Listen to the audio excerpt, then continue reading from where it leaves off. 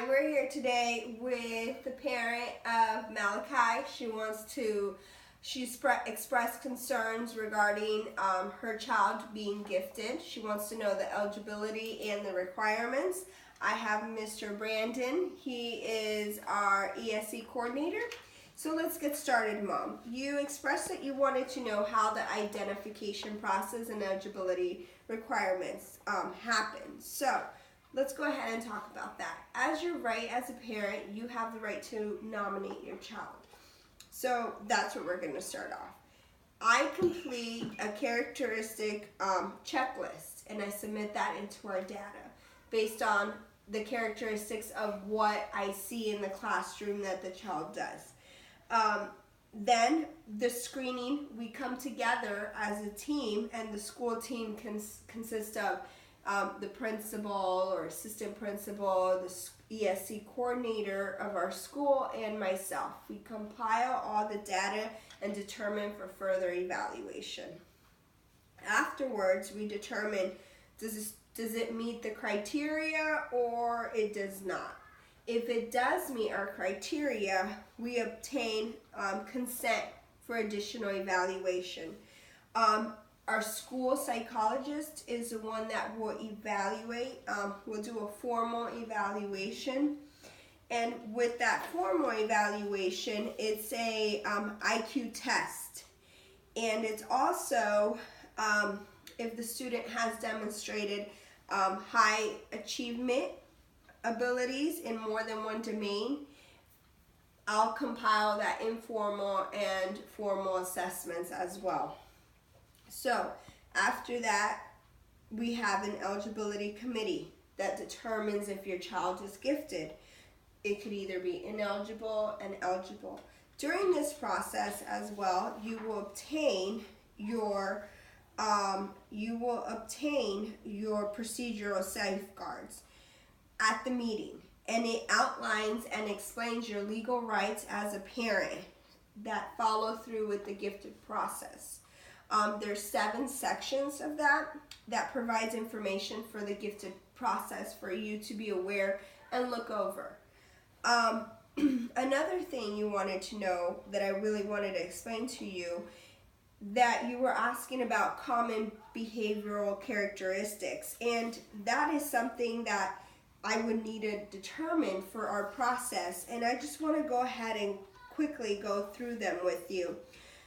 Students that are typical gifted express behavioral characteristics that are different than their peers, different than any other student, and that's typically developing. They learn skills better, quicker, with less practice. They're able to work independently, obtain concepts quickly. They also read quickly and have an extensive amount of vocabulary. They hold a lot of information with a variety of topics, and they're able to recall it quickly. They ask questions. They're inquisitive. They're mentally and physically involved. They're sometimes wild and spontaneous with ideas, and we often see that with creativity. Mm-hmm. They're able to discuss in detail and also elaborate their responses or what they do. It's beyond their group setting in a typical environment. They show strong feelings of opinions, and they construct abstractions, often prefer adults' interaction than their peers. They're intense and they initiate projects. So those are some of the common behavioral characteristics that I'll be looking for when I do the assessments as well. And you also wanted to know the learning needs of students that are gifted. Well, they all have an EP plan, so an educational plan that addresses their goals and their objectives. Also, it's beyond our curriculum. We do a little bit more rigor. We want to provide them with the challenge that they need. We also do differentiation Accelerated learning might be one thing as well. We also do interdisciplinary options, project-based learning, so that's really when they're able to apply what they know and be able to show it to me in a way that's their learning style. They're involved in academic or special groups within the school, and they're also clustered, grouped with students that are like themselves, that like to learn and be able to relate to themselves. Another thing is, one thing is the development of social and personal responsibilities. And we'll see that in cooperative groupings. We're going to group students where they'll be able to present a problem and be able to use different ways with all members of the team to come up with a solution and have various points of view. We encourage them to assume leadership roles and leadership in the classroom as well as the community.